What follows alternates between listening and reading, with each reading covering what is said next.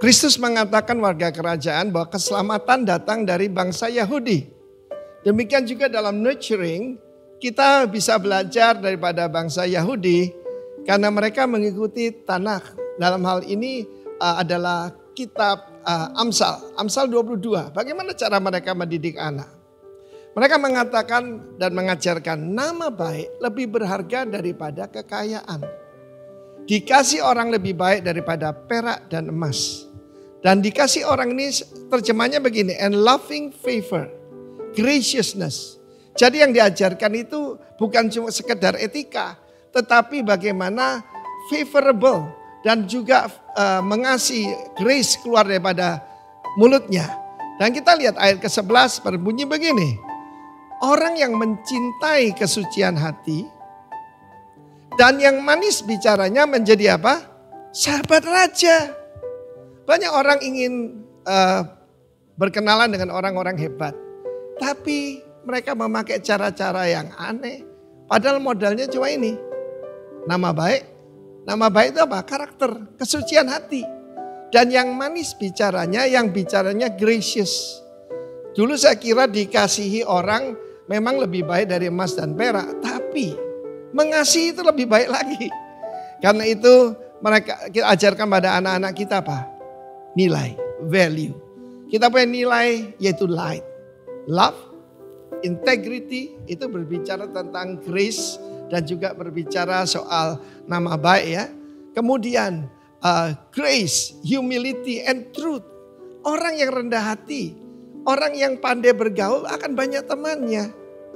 Ajarkan pada anak-anak kita bahwa kekayaan sebenarnya bukan deposito emas perak, kepemilikan, tetapi berapa banyak sahabatmu. Bahkan firman Allah mengatakan jadi sahabatnya raja-raja. Mau jadi orang hebat anak-anakmu? Ada teman saya mengeluarkan biaya banyak sekalipun dia cuma seorang profesional. Anak-anaknya diajarkan golf. Dia berkata kalau orang bisa main golf, dia akan berkenalan dengan orang-orang hebat. That's not necessary. Firman Allah berkata tentang hati dan dengan mulut. Sebab mulut ini loudspeaker daripada hati kita. Ya, orang yang mencintai kesucian hati. He that love pureness of heart. And for the grace of his lips, the king shall be his friend. Firman Allah mengatakan biarlah selalu dimasinkan perkataanmu. Bukan berarti kita kasih ajinomoto atau sebab saudaraku ada orang perkataannya hambar. Tapi saya belajar dari ibu saya. Ibu saya itu penuh dengan grace. Dan saya diajarkan untuk berkata yang baik, bersikap yang baik. Dan itu modal luar biasa dalam hidup saya. Sebelum saya menjadi hamba Tuhan pun, kekayaan saya adalah teman-teman yang luar biasa banyak dari segala kalangan saudaraku ya. Nah, orang berkata Arifin iku sugih konco katanya, banyak temannya. Ini modalnya. A good name itu karakter. Sebab kita tahu charisma can bring you to the top, but only character can put you there. Karena itu warga kerajaan, apa yang kita ajarkan pada anak-anak kita? Yaitu tentang karakter. Itu lebih baik daripada kekayaan. Tidak perlu modal ternyata kalau kita punya nama yang baik. Tidak perlu modal ketika saya memulai usaha saya. Dan saya dulu bekerja di sebuah project real estate. Maka ketika saya mulai bekerja sendiri, saya tidak perlu modal.